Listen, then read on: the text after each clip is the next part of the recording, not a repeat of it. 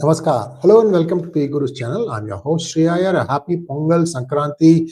Today is a special day across the world, across the country. In fact, Lori, I'm missing some names, but all of you have happy day today. Celebrate the festivals. Let's now welcome Dr. Abhinav Pandya, and we're going to take a look at how Pakistan is now beginning to work closely with Bangladesh.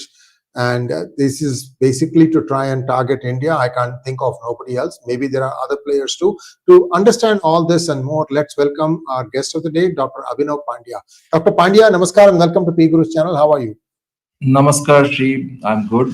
How are you? And thank you very much for inviting me again. It's always a pleasure and an honor to be with you on this eminent platform. Thank you so much, Abhinav ji. I mean, we've not had a hangout probably in a year or so. So yes, always welcome, and you have a very erudite view and perspective on all these things. So I yield the floor to you. You can start. Tell me when to start the deck, and I'll be happy to do that. And then you can take control and go back.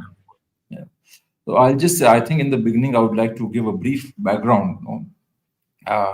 Well, with the Hasina's ouster from Bangladesh, definitely, I mean, as we are all aware, India's problems and India's security concerns have increased multifold, and these days we are talking about the strengthening bonhomie between Bangladesh and Pakistan. But I guess I'm not at all surprised with this. People and strategic experts of various hue and color, they are quite shocked, but I'm not at all surprised, because if you remember, Muslim League was formed in Bangladesh in 1905 with prominent leaders like Aga Khan, Khaliquzzzaman, Nizamul Mulk, and Dhaka was the main center of this separatist Islamic movement or the Islamist identity, and it was a very crucial center. And even during the early this 1905 partition of Bengal, again this Islamic separatism was a crucial factor. Then, as we know, the Calcutta killings, the Direct Action Day, Muslim League was always very powerful in Bangladesh, in Bengal.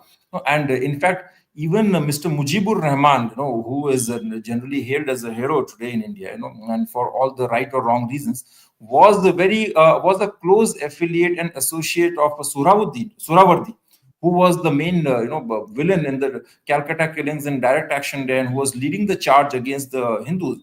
So I think we should always keep this background in mind. And even during the 1971 War of Independence, the issues were between the Pakistani government, the dictator then Ayub Khan, and Mujibur Rahman, but still elements like Jamaat-e-Islami, which were totally loyal to Pakistan, they were very active in Bangladesh, and they played a crucial role in massacring Hindus. And even after the liberation of Bangladesh, that Pakistani lobby continued to exist, and they were the ones who assassinated Mujibur Rahman. They had a crucial and a very strong penetration in the Pakistani army. Later on, there was this dictatorship, and then the Bangladesh Nationalist Party by the Khalida Zia. She is again very closely affiliated with the Jamaat ideology and a very anti-India, very Islamist ideology. Her party and leaders, they subscribe to. Besides that, Bangladesh, even during Hasina's time, had already become a hotbed of various Islamist and terrorist groups like Huji Bangladesh and Jamaatul Mujahideen Bangladesh. So with this background, I think we should approach this, this current, this ongoing bonhomie between Pakistan and Bangladesh. Yes, now we can start the slide deck. Yeah, go ahead. Yes. Next slide, please. Next slide. Yes. So after the Hasina's ouster, we see that there is an interim government in place, and basically there's this very intense persecution of the minorities in Bangladesh. We all know what's happening with the Hindu minority, with the with the Ramakrishna Mission Society members. That their priests are being arrested and they're persecuted. Hindu homes are being vandalized. And in this entire anti-Hasina movement, Jamaat-e-Islami and the Islamic Chhatro Shivir, its students wing, they played a crucial role.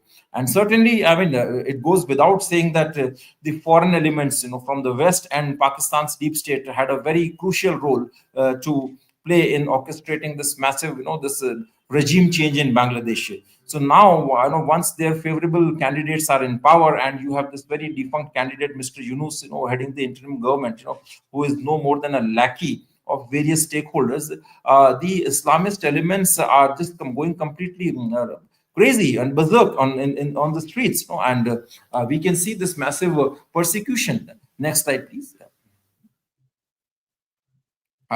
They're targeting minorities. I just mentioned Hindu minorities, and anti-India sentiments are on the rise. We see every day that the military veterans in Bangladesh, they are coming out in open rallies and shouting anti-India slogans. They are even talking about taking on some kind of a military adventure against India. Next slide, please.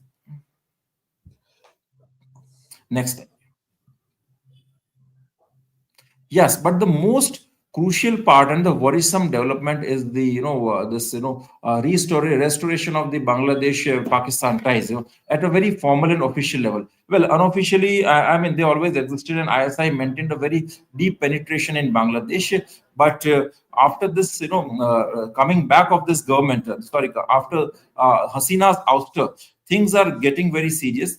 They have, eased visa restrictions. I mean, and they have removed the security clearance requirement for Pakistani nationals, and instructions have been given to all the Bangladeshi missions across the world to facilitate and to make the visa process very easy and smooth for Pakistani nationals. Now, problem with this is that, it makes it very easier for Pakistanis to park all kind of jihadis in Bangladesh and just infiltrate them into the Indian frontier, the northeastern region of India, and just reset and settle them in the Siliguri corridor in the northeastern parts of India. Also arrange some kind of cooperation and coordination with the insurgents in the northeastern India.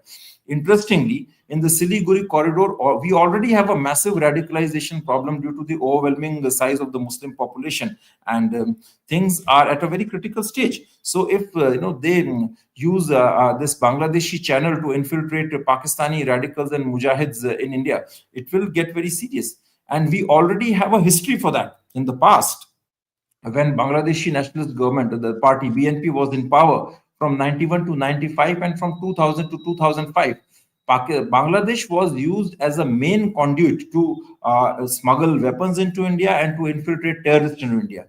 You'll be surprised to know that all these big masterminds like Masood Azhar and Sajjad Afghani, they all entered India illegally through the Bangladesh route. They infiltrated India from the Bangladesh route. The 𝗤𝗎𝗓𝗐 𝗔𝗔𝗐𝗔 originally the first terror group, which was started in 1979 to fight against the Soviets with the backing of the CIA and Pakistan's deep state ISI. It has its affiliate in Bangladesh. It's called 𝗤𝗎𝗓 Bangladesh. Besides that, at formal levels, we see many other kinds of, this restoration of ties between the two countries. The direct flights have been re-established. Maritime links are back in place, and as it's well known that Bangladesh has also eased import restrictions. Now they are importing sugar and all kinds of weaponry, munitions, and at a confidential level. Now, this is something which is not in the open domain, but I've come to know from various sources that I have that officer training exchange program has started between the Pakistani army and Bangladeshi army. Next slide, please. Could I interrupt you just briefly? Yeah. Sure. Let's get back to full screens, and we can go back to this point. A couple of things, Dr. Pandya. Before this actual ejection took place of Sheikh Hasina, it is believed that there was a very senior ISI officer who had embedded himself amongst people of Pakistani origin in Dhaka, and that 7 lakh Pakistanis are still waiting to be absorbed back into their country from Bangladesh. I don't know how true this is, but so Hasina must have known about all these things, isn't it?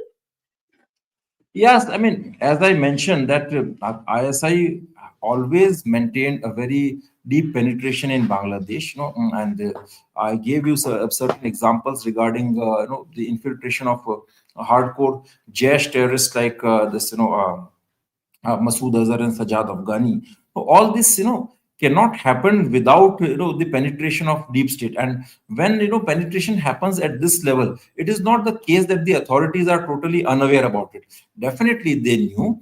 And I'm not, I mean, Hasina must have had her own limitations, because I mean, such organizations like ISI and all, if they have a penetration, then they also maintain such clout in the institutions, in the agencies, in the army, in the state institutions also. Like if you remember, then there was this Jaish fellow Bilal Mondal was arrested in Bangladesh, and the entire Jaish module, which was responsible for the 𝗣𝗙𝗲𝗏 hijacking, had its roots in Bangladesh. When Tahabur Rana and David Coleman Headley, when they were interrogated, they honored the entire 𝗪𝗧𝗍𝗫 cell in Bangladesh, which was planning to assassinate several diplomats and and bomb and explode bombs outside the Indian and US missions. And Lashkar and Jaish were running cells in the Rohingya camps in Cox's Bazar and Chittagong. Now, all these things cannot happen without some kind of a tacit support coming from the institutions.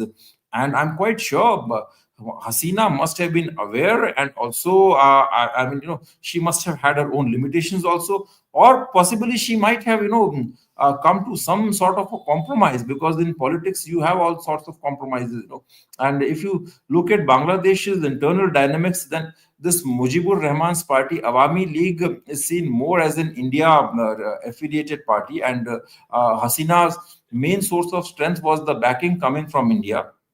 But then, yes, again, she had her major, competition, political challenge, and this, coming from the internal actors like Jamaat-e-Islami and all. So, yes, I agree. I mean, this Pakistan always maintained a crucial presence in Bangladesh.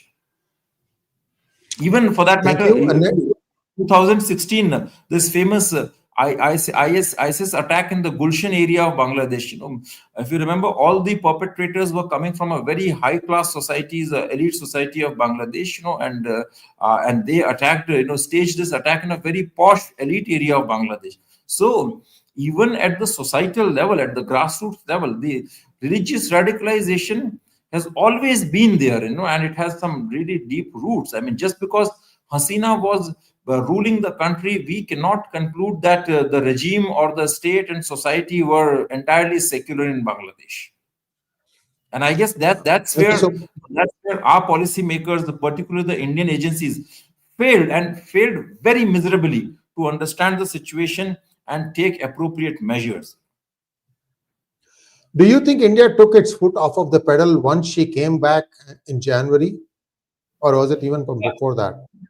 Well, I think that India's approach, right from the beginning, has been very, ad hoc, and it lacked nuances. I mean, it was just about, just because they just tried to cultivate, better ties with Hasina. And even during the Hasina regime, there was a lot of infiltration taking place, and a lot of smuggling was being done. And I think, all that illegal infiltration which was happening, immigration which was happening from Bangladesh, there was completely, I mean, no one paid any attention to that, because they didn't want to rupture the ties with Hasina. But besides that, I mean, it was mostly your bureaucrats, who were handling typical, with a very bureaucratic approach, handling this whole Bangladeshi issue. Now, see, the problem is that if you don't have a long-term vision, some kind of a strategic security vision for problems and challenges like Bangladesh, which is right next to you, like in your backyard, in your neighbor, you are bound to face this problem. And leave aside Bangladesh, what did we do in Bengal? I mean, we could not handle our Bengal situation. I mean, how can we even imagine to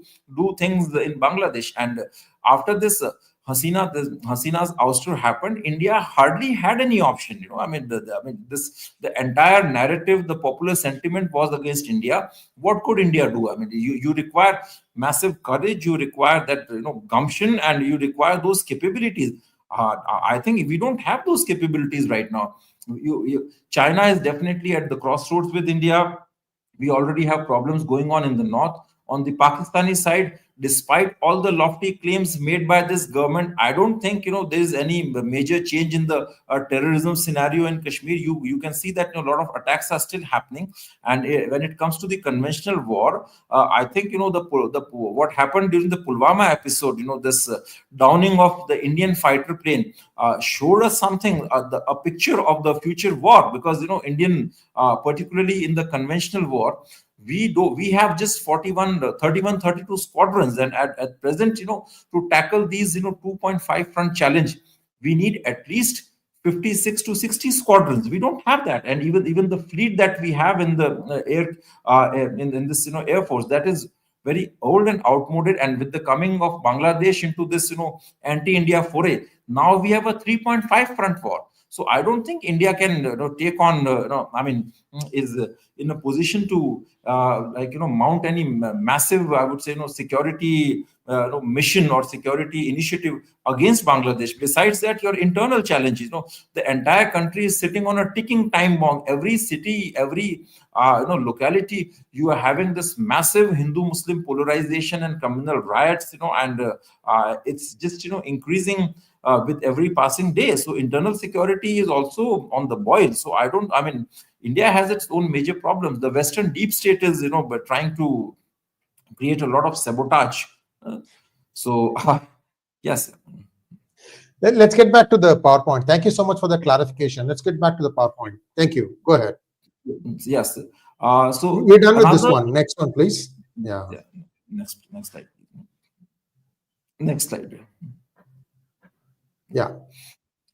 So now, with this, all this, I already mentioned, how ISI set up its base, but now the most worrying part is that with the coming, of, with this, resurgence of this very Islamist government in Bangladesh, all these, terrorist outfits will have a heyday in Bangladesh, and we can see that some of the hardcore firebrand terrorist masterminds have already been set free. For example, this Ansarullah Bangla chief, 𝗤𝗓𝗏 Rahmani, has been released, and Ansarullah Bangla is an affiliate of Al-Qaeda in Indian subcontinent.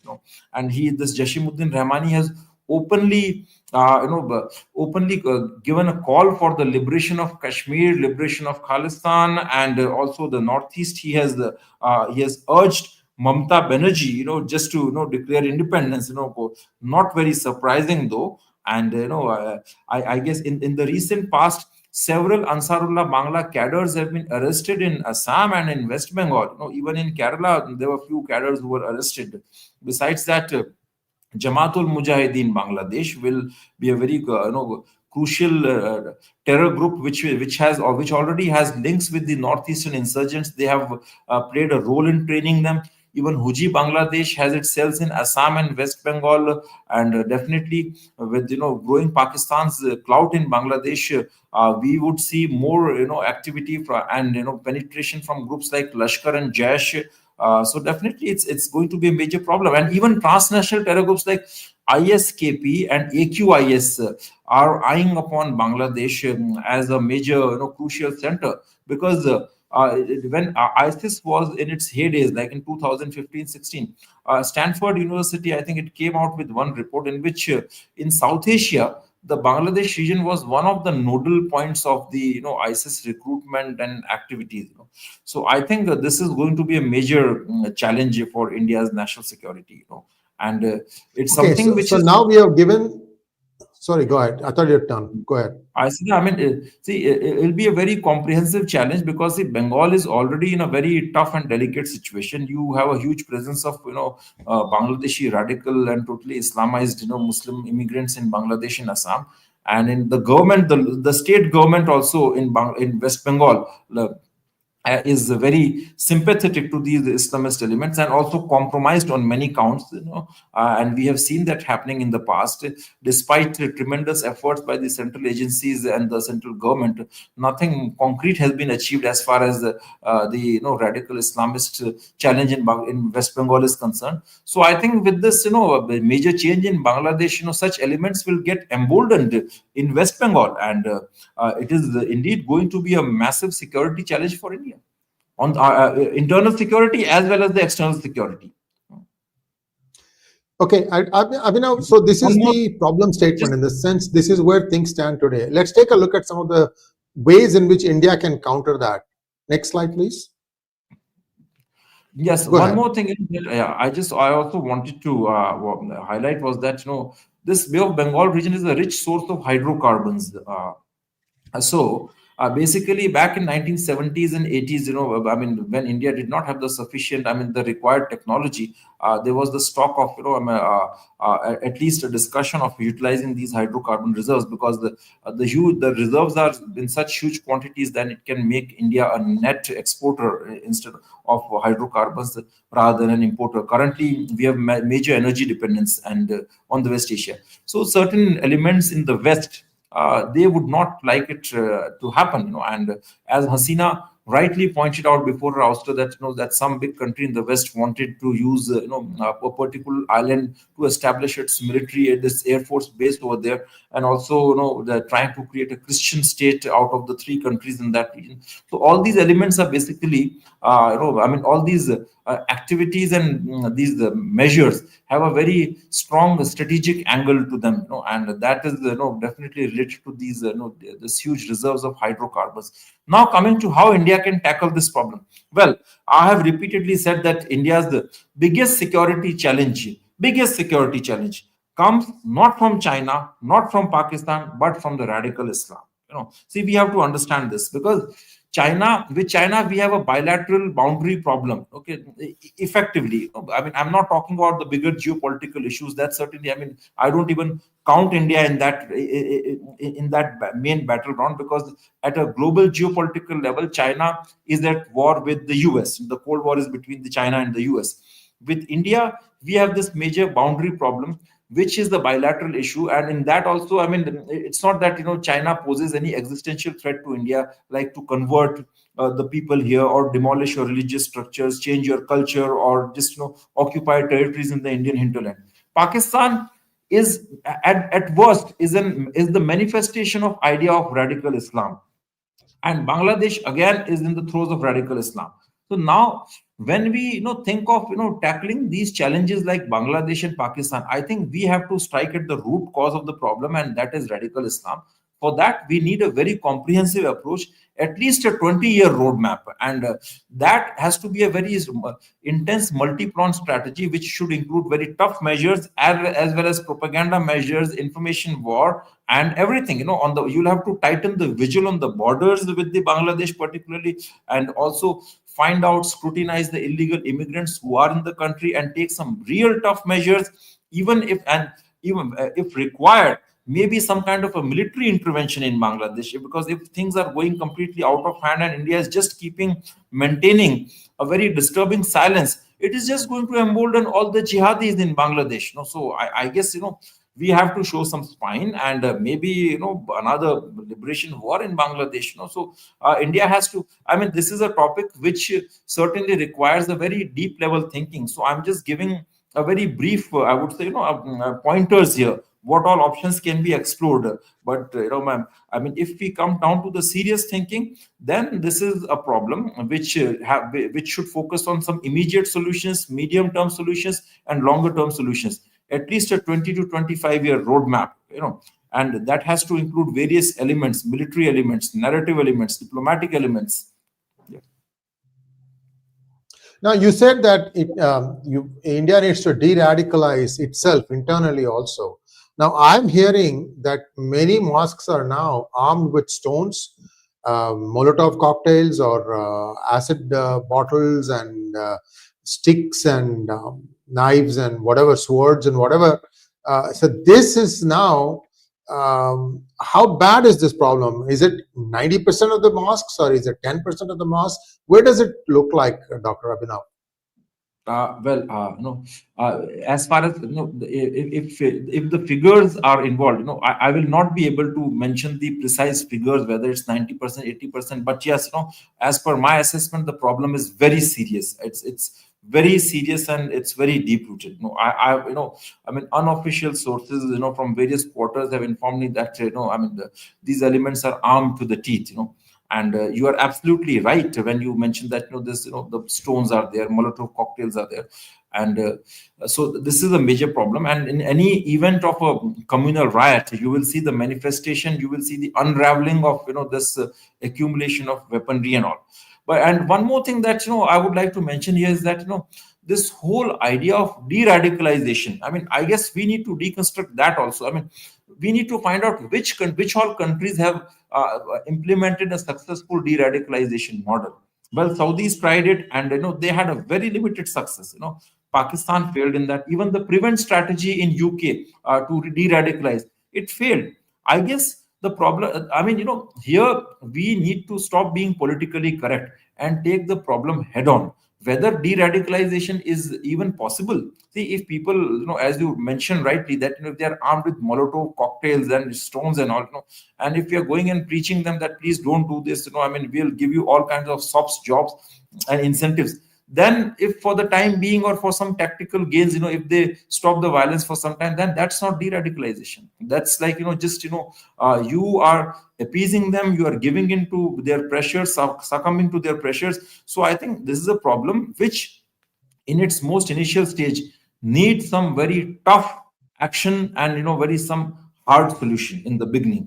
People who are willing to, completely violate your constitution and just overthrow your government with these weapons, I guess they need to be dealt with very firmly, and the lesson needs to be taught that that such elements and such antisocial behavior, totalitarian predatory behavior will be met with massive retaliation. Yeah, I'll let you continue because there's still a fair amount of coverage to be done. Go ahead. Yeah. In the slides, I think we done. Yeah. Go ahead. Yeah. I mean, currently this whole issue of this polarization, the Hindu-Muslim fault lines, this is getting more and more severe, and in the future this will be a major challenge. Now, see, over the last 12-13 years, I mean, post 2014, definitely there is an increased awareness on the issues pertaining to India's national security. I certainly give a major credit to the Modi government for that. Abrogation of Article 370 and NIA activities, and this crackdown on terror funding infrastructure and all. But then, yes, I mean, even on the propaganda front, even in televised news channels and everything, in media also, we see a very increased awareness on this problem coming from the radical Islam. But then, see, I feel that this is we have not done much about the solution part. It seems that I mean the awareness has increased. It has consolidated the Muslim community. Because I'm not saying all of them, but at least a good number of them, a large portion of them perceive the government policies as anti-Muslim. Now, this is the perceived element. Whether they are anti-Muslim or not, that's again a question of debate, because I don't think that any major damage or anything the government has done has actually hindered the interest of the Muslim community. For example, this entire CA NRC, it was not brought to deprive the Indian Muslims of their citizenship. It was just about the immigration. So I guess this whole notion of the government being anti-Muslim is very perceptional. But this wrong perception has led to the consolidation of Muslims in India along a very dangerous jihadist trends. And also the activities in the Middle East are also consolidating them. India's friendship with Israel, Israel's retaliation against the terror attacks or the Hamas terror attacks, and all the deaths and bloodshed that is unfolding in the Middle East has also consolidated the Indian Muslims, because they perceive that India is friends with Israel and India is the part of global anti-Muslim, the trio with the US and Israel. Besides that, I mean, in India, on the other side, among the majority community, it's just more about the perception that the threat is existing, and it's more for the political purposes. Definitely in the elections, this communal issue and this fear mongering works, and it brings BJP government into the power. And you can see successes in many elections because people have no option. Congress is in a very, very bad shape. It has now, Congress is perceived more as an anti-national party, for all the right or wrong reasons. That's besides the main focus of this session, so we're not getting into that. But even even about BJP, I have heard things from the core Hindutva, like the people who are, I wouldn't use the word radical Hindus, but very seriously, passionate about these, or even let's say the radical, like extreme Hindus. They're not There very is no happy. such thing as extreme Hindu, Yes. Dr. Abhinav I mean, Pandya. It's just I that say that, you're asserting yourself as a Hindu. That's not wrong. yes, I'm I using the mean, word. I don't know. I don't see anybody as No, extreme you are here, man. absolutely right. Go I ahead. agree with you. But see, for example, some people, like those who are saying that, well, the government is implementing some kind of a Hindutva agenda. For them, I want to make it clear that those people who are perceived by a certain segment as extremist, they are not extremist. I agree with that. But those who are perceived by this, they are totally disappointed with the existing government, and they are saying that this is more like the using of this whole security narrative just for the political ends. So this is the major problem. I think we are going to see the unfolding of these communal riots or maybe terror attacks in the future if some sort of a major initiative on the Waqf board issue, or if something like that comes up in the future, then this will be a dangerous scenario for India. What I want to say is that, see, in making it more okay, fine, politicizing is fine. Political parties, they have to get votes, they have to get votes from their constituency, but then some real effective work has to be done. On what are we doing about PFI? PFI still continues to maintain deep cells in Kashmir. If you see, Jamaat-e-Islami is the very radical Islamist organization. It's the engine of the jihadi terrorism in Kashmir. In the recent elections, Jamaat-e-Islami cadres, the former Jamaat cadres stood for the elections. And people tell me that, the Jamaat-e-Islami is an expert group, and using this election narrative and this opportunity to stand in the mainstream elections, they are spreading their network, and they are again refurbishing their sources of finance and radicalizing people. So I think at some level, there is some lack of understanding on the part of government. I'm not saying that their intent is bad. Intent, definitely, whatever they're saying, that they want to deal with this problem, they may be fine. Okay, but then, at some level, we need a much deep-rooted thinking, and we need to realize that this problem is much bigger than petty politicking. Thank you so much, Dr. Abhinav Pandya, and certainly a lot of concerns here. See, I'm not saying this out of thin air. I'm traveling in India and I noticed some things such as a new mosque being built with no Muslim population around it. Now, take what I said before and now. There is no Muslim population there, but the mosque now gets suddenly filled with Molotov cocktails, swords and stones and what have you. And these are strategically built along main highways. So even if you want to go and control a riot somewhere, these things will come in your way. These are available today, Dr. Abhinav Pandya. So that Waqf thing has to go. But it's a very arbitrary act. You and I know about it, but my question is to the government. What are they doing about it? Do they have a strategy? Do they have a plan? Do they even want to listen to the experts? I don't think that they want to. This entire security setup in the government is again being run by a very conventional, traditional set of police officers and bureaucrats. They have no novelty. Previously, they were serving some other masters. Now they're serving a different master. So it's a very status quoist approach. Here, I can tell you we have asked the questions. Yes, I'll give you one example. So there was one illegal mosque which was coming up, and I raised the matter in front of a very prominent, chief of a nationalist group. Okay, and the fellow tells me that, well, we don't like to get into this, little dirty groundwork. We work at the level of raising the consciousness and cultural, awakening. So that's the answer. No, you got to work from both sides. You do it from the top, you also need to do it from the bottom, because you see this thing coming up right in front of your eyes. No, but just one more thing that I want to highlight. See, the problem is that here it's often said that it has to come from the society.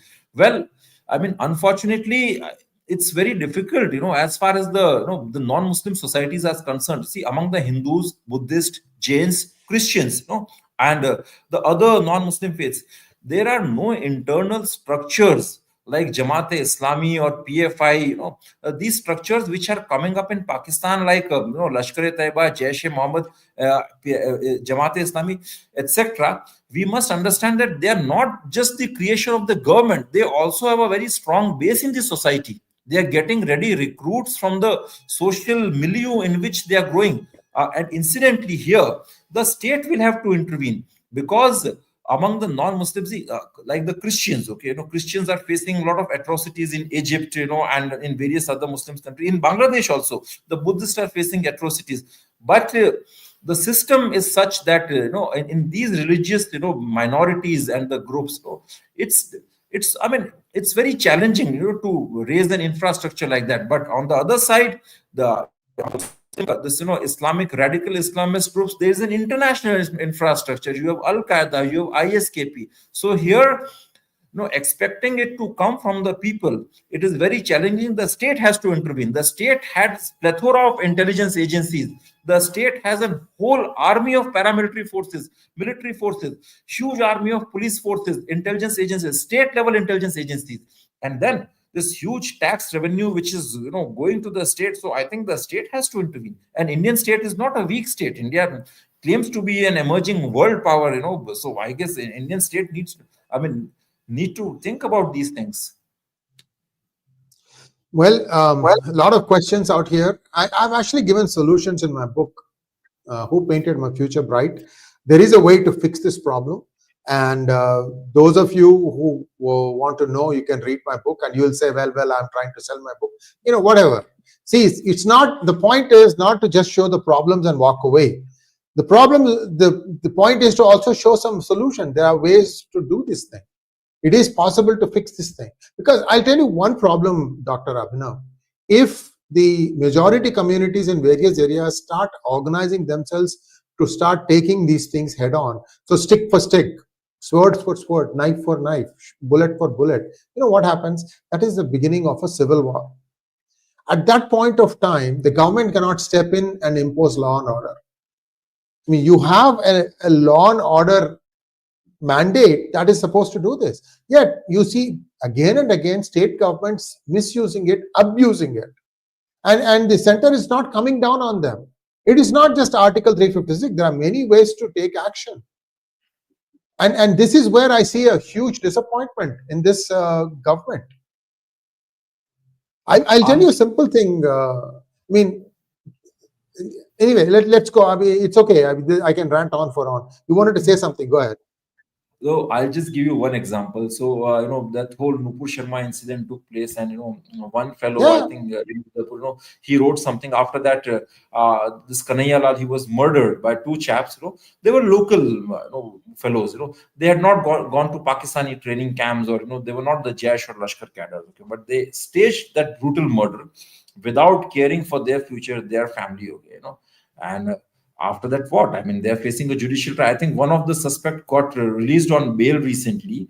And after that, after that episode, there's a huge sense of fear, among all the free mind thinking, liberal-minded people. And the message is loud and clear. They will not utter a single word, against on these issues in the future, because the people they want to come out, but either they need some assurance from the government. I mean, you look at countries' laws right now. See, I have worked on terrorism.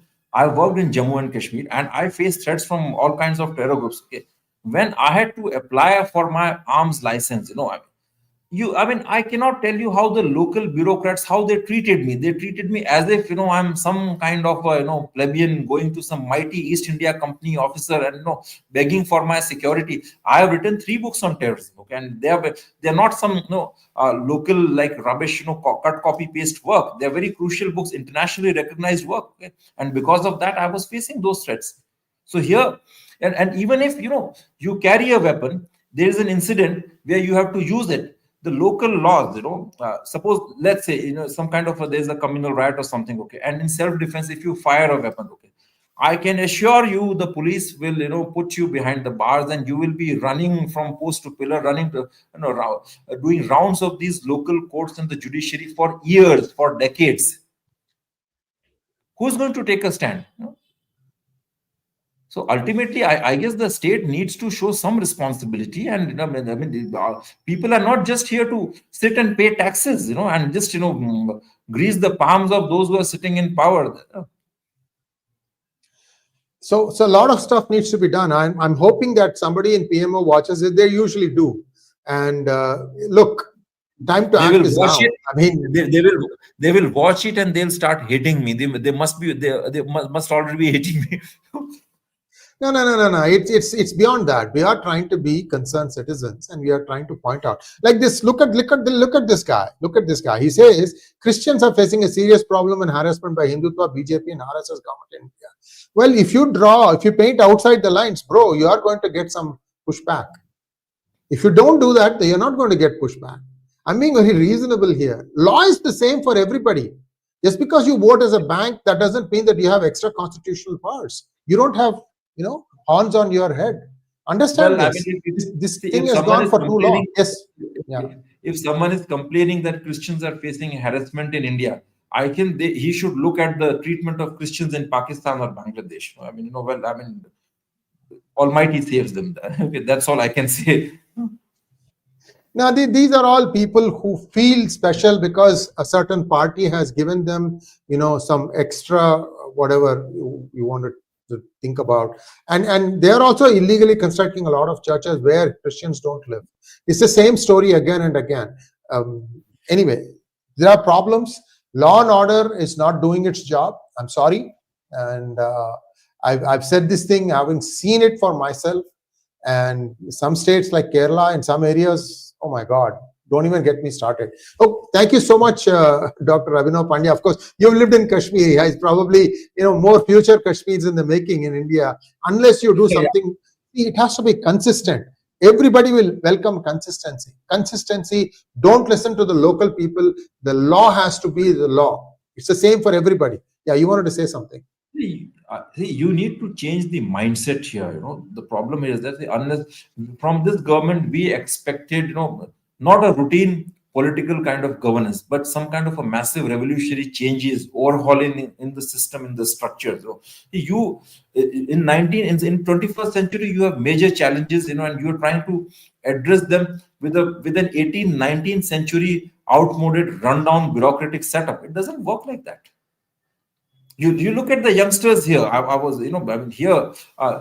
So the one fellow kills Kanhaiya Kumar without thinking anything about his family or the future. That's one example of a youngster. You look at, I appreciate his confidence. I appreciate his guts. He did not do it for money. He did not do it for any selfish motive. On the other side, you have one fellow who is physically very weak, and then he sees one local SP, collector, or local police inspector, and he starts crawling in front of him, and he just prays to God that I get this government service. He's wasting 10, 12, 15 odd years writing stupid government service examinations, and spoiling his youth, no future vision, nothing. Besides that, the worst damage that happens to him with this begging mentality is on his self-confidence. If you have a youth which doesn't have courage, which acts like cowards, which doesn't have guts, and which is always begging for the government jobs, you don't have a future for that race, for that country. Thank you so much, Dr. Pandya. I'm not talking here as an academic researcher on terrorism. I'm, dealing with some very fundamental issues. I think we should start talking about them. From 2014 to 2023, if you see in the country, right now, people are leaving. I talk to many of my corporate friends who are working in Bangalore, and all of them, most of the they're all from Hindu middle class, upper class families, and they just want to leave the country and get PR in either in Australia, Canada, just escape. Reasons? The problems are coming there too, Dr. Pandya. Yeah. Problems are coming there too. It's not so easy. Go ahead. This is a it has a precedent. We ran from Kashmir.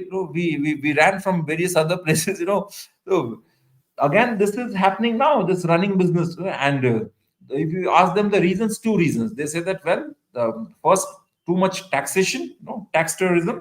Secondly, no dignity for a common citizen. The country exists only for the top class civil servants and bureaucrats. And third, the major security problem, the radicalization, this communal terrorism problem, Islamist problem in India. So these three problems, and they say that we are scared for the future of our children. We don't trust the state. We don't think that they can come and save us in the times of need. So better go to some other country. Environment, clean air, that's definitely urban infrastructure. Certainly, they are the major concerns.